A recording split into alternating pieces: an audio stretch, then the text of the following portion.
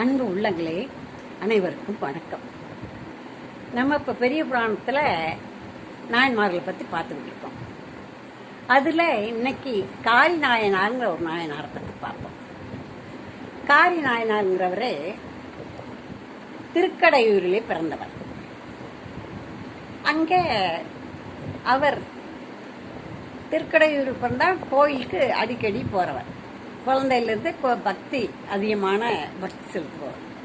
அவர் தமிழை நன்றாக படித்தார், தெளிவாக.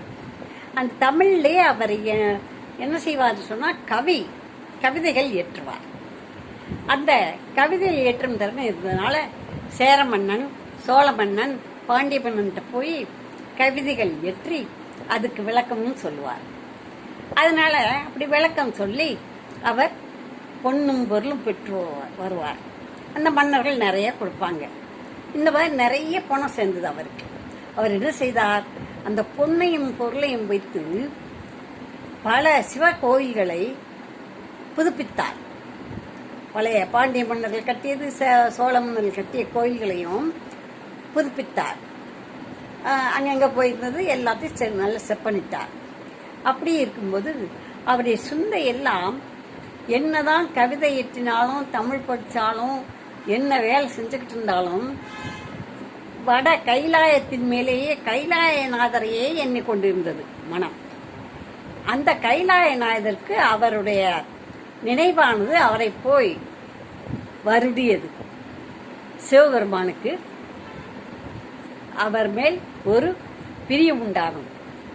என்ன செஞ்சாரு, நிறைய செய்கிறாரு, நிறைய தமிழ்ல பாடுறாரு. இவர் நம்ம மேலே எவ்வளோ பிரிய வச்சிருக்காரு, நம்மளே கூட்டி கொண்டு வச்சுக்கிறோம்னு சொல்லிட்டு போய் அவரை திருக்கடவுர்ல போய் நேர அவரை பார்த்து, நல்ல கவிதை பாடுற நீ பெற்ற செல்வங்களையெல்லாம் கோயிலுக்கே செலவழிக்கிற, நீ என் மேல் ரொம்ப பிரியமா இருக்க, வா என் கூட வா, நானே என் கூட நீ உன்னை வச்சுக்கிற வான்னு சொல்லி கூட்டிட்டு போயிட்டாரு. அங்கே கூட்டி கொண்டு போய் கைலாயத்துல அவருக்கு உடம்போடையே கூட்டிட்டு போயிட்டாரு. ஆனா கைலாயத்து வாசலுக்குள்ள நுழையும் போது என்ன செஞ்சான் அந்த உடம்பு, கற்பூரம் எப்படி காட்டில் கரைவோ அதே போல உடம்பு கரைந்து விட்டதாம்.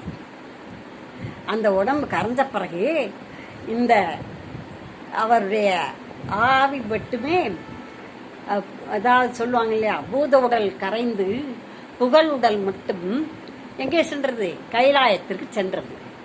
அந்த கைலாயத்துல அவர் ஒரு சிவபெருமான் கூடயே அவர் அங்கு தங்கி இருக்கிறார்.